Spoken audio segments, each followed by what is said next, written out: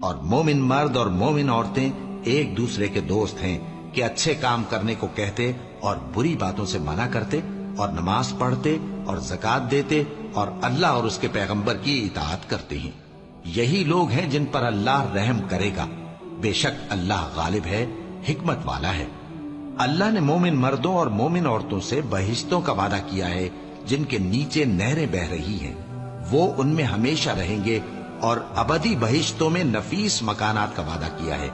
اور اللہ کی رضامندی تو سب سے بڑھ کر نعمت ہے، یہی بڑی کامیابی ہے۔ اے پیغمبر، کافروں اور منافقوں سے جہاد کرو اور ان پر سختی کرو، اور ان کا ٹھکانہ دوزخ ہے اور وہ بری جگہ ہے۔